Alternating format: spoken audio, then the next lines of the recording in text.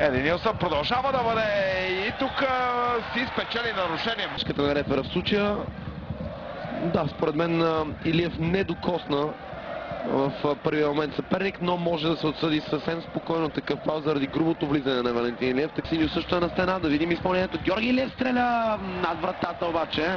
Основният показател в играта на Сидибе е 0. Сега хубава топка за Мирисавлевич дясно. Той обработва малко по-бавно, сега центрира точно към Сидибе. Той оставя топката зад себе си. След това суматоха в наказателното поле. Удар на Гаргоров и 1-0 за ЦСК. Красив гол в 22-та минута на Емил Гаргоров. Чудесен удар с левия крак. Виждате тук как топката бе върната назад. Сидибе отново я остави, а Гаргоров с премерен удар с левия крак не остави шанса на Емил Михайловото поле. Апостол Попов обаче не позволи тя да стигне нито до Бакари, нито до Райков, а сега ще има ново нарушение за Черно море. Гледаме пак какво се случи. Посегнаха опасно и двамата футболисти. Георги Илиев игра първи с топката. Ситуация, в която съвсем спокойно може да се отсъди нарушение, така че протестите на ЦСКА в случая ми се струват излишни. Абсолютно, и от това повторение се убеждавам, че сега има чудесна възможност да изравни още преди почивката. Райков за топката, сигнал е даден. Райков стреля по земя и изравнява резултата. Изключително мъдро изпълнение на Симеон Райков, което изненада Томас Черни. 3 гира. Вижте още веднъж как пусна топката по земя. За мен това до голяма степен си е вратарски гол, тъй като Черни направи няколко крачки наистина, но не реагира достатъчно бързо. Прекрасен мач до тук, 2 гола. Райков, Георги Илиев. Отново към Райков. Райков пада в наказателното поле. Това е дуспа за Черно море. Дуспа за Черно море, придружена с жълт картон за Валентин Илиев. Да видим пак ситуацията. Ами нарушението тук, ако изобщо има такова на Тодор Янчев, от това, което виждам, вероятно жълтия картон е бил даден заради оспорването на Валентин Илиев. Гледам отново ситуацията и честно да ви кажа, дами и господа, аз поне не виждам кой знае какви основания Станислав Тодоров да отсъжда дуспа. Е изключително важен на момент в този двубой. Бакари чака сигнал, получава го. Бакари за топката. 2-1 за Черно море.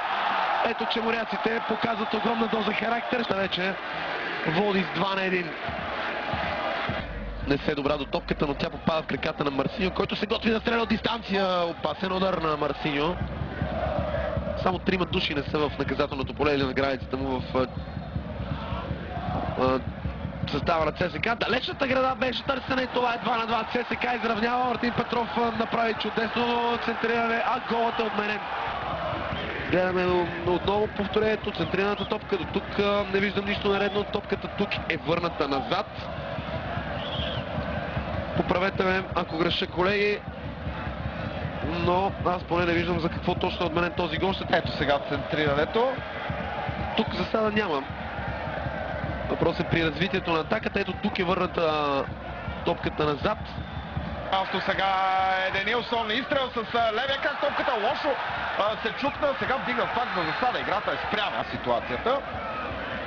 Лошо тупна топката пред Томас Черни. Тодор Янчев търси Фопоре.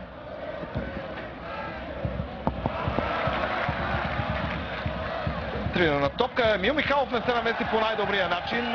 След това Мартин Петров е играл с ръка. Морейра. Центриране в наказателното поле. Мартин Петров стреля от движение. Много неточно. Морейра.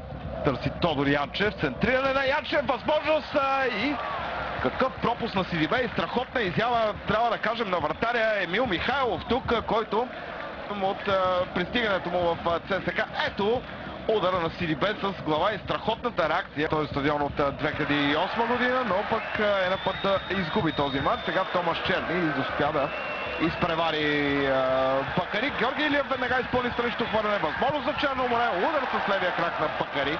Да се приспряна игра, защото червените отново атакуват. Ето, че сега ще го има вероятно спирането на игра. Стойчо Младенов извън кожата си. Виждате колко бесен е треньора на ЦСКА. Игра с топката преди тя да изляза от терена. Аз това мисля, че Станислав Тодоров току-що изгони Стойчо Младенов. Стойчо Младенов младши и администратора Кирил Костов, помощник треньора Анатолий Нанков. Всички са на крака и са бесни на съдийската бригада. До момента можеше да имам като претенция. Ето за това виждате с какви действия беше спрян Сидибе. Александър Александров с две ръце беше прегърнал на Сидибе, дори го хвана за главата. Ето това са претенциите на Стойчо Младенов.